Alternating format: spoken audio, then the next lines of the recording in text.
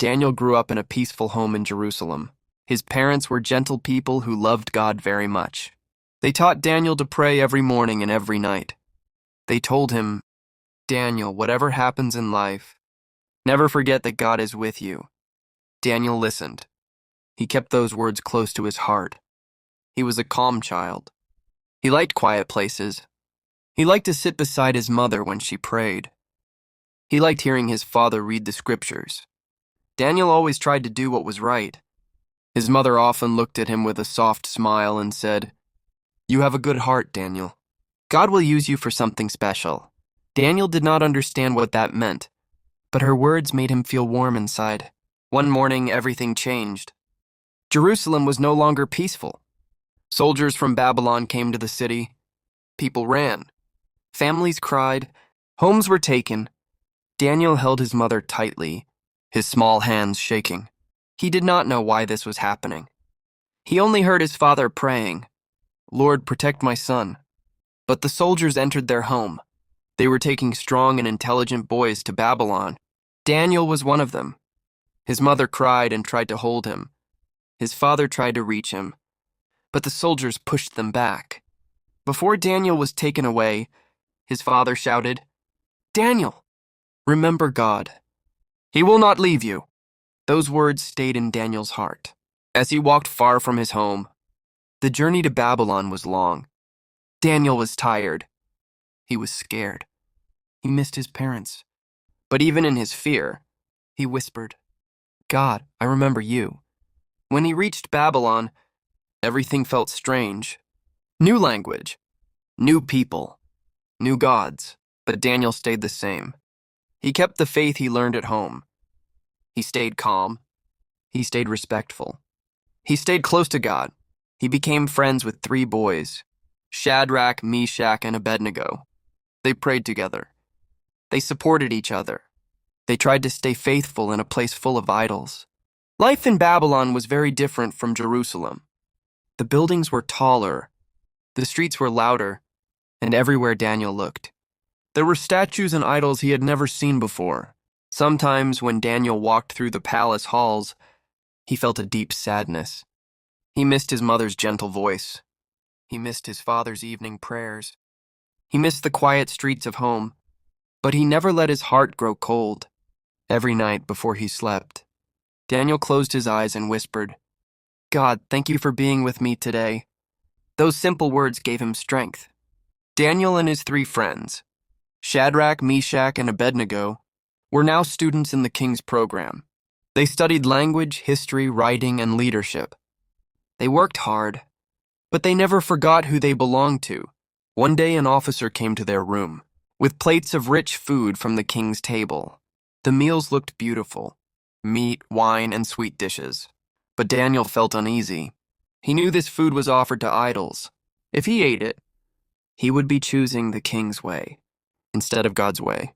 Daniel looked at his friends. "We must stay faithful," he said softly. They agreed. Daniel went to the palace guard and spoke kindly. "Please let us eat simple food. Vegetables. Water. We want to honor our God." The guard looked afraid. "If you look weak, the king will punish me." Daniel answered gently, "Test us for 10 days.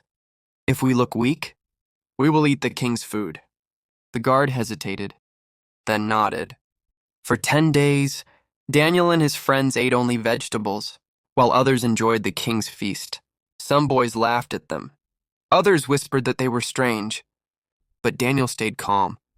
He remembered what his father taught him. Faith is proven in small choices. On the 10th day, the guard came to check them. He was shocked. Daniel and his friends looked stronger, healthier, and brighter than everyone else in the program. The guard allowed them to continue their simple diet. He trusted them. As months passed, God gave Daniel something special: wisdom. He understood things quickly. He could explain difficult ideas. He remained humble, never boasting, never forgetting where his strength came from. The king's servants began to notice Daniel's calm spirit. He did not panic. He did not argue. He listened carefully. He answered with respect. Soon Daniel was invited to meet the king himself. King Nebuchadnezzar, a powerful ruler feared across nations. Daniel stood before him without trembling. He remembered his mother's words. God has a plan for you. The king tested Daniel with questions. Hard questions. Questions prepared by the wisest men in Babylon. Daniel answered each one with clarity. The king watched him closely and spoke with a surprised voice. There is no one like you. God has truly given you wisdom. Daniel bowed his head quietly. He knew it was true, but he also knew that his wisdom came from heaven, not from himself. Daniel grew older, and everyone in the kingdom respected him. He worked honestly, spoke gently, and made decisions with a calm heart. Even King Darius trusted him more than any other servant, but not everyone was happy. Some leaders became jealous. They whispered together in dark corners, Daniel is too faithful. He never lies. He never makes mistakes. How can we rise while he is here?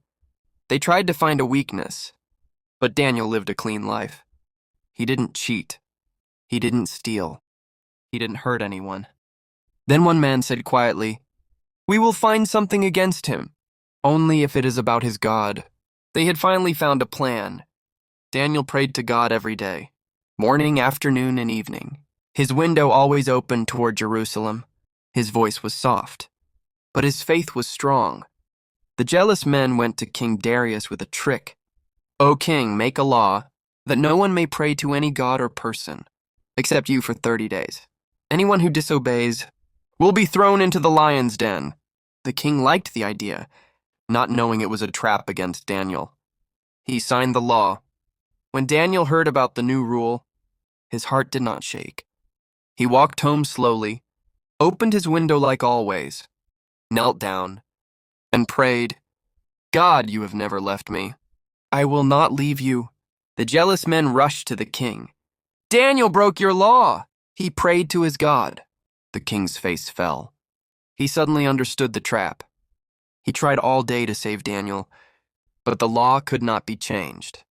Before Daniel was taken away, King Darius looked at him with pain in his eyes and said, Your God, whom you serve with all your heart, may he save you tonight.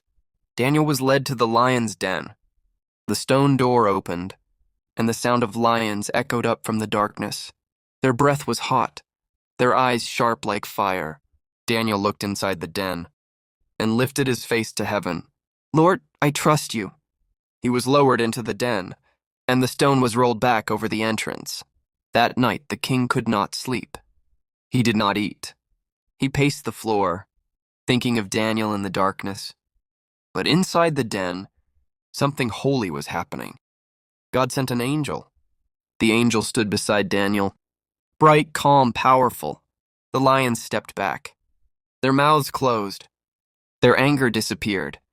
Daniel sat peacefully beside the angel, safe in God's hands, until the morning. At sunrise, King Darius ran to the den and cried out, Daniel, has your God rescued you? A soft, steady voice rose from the darkness. O king, live forever.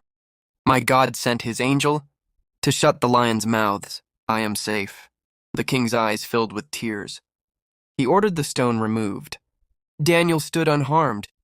No wounds, no fear, only peace.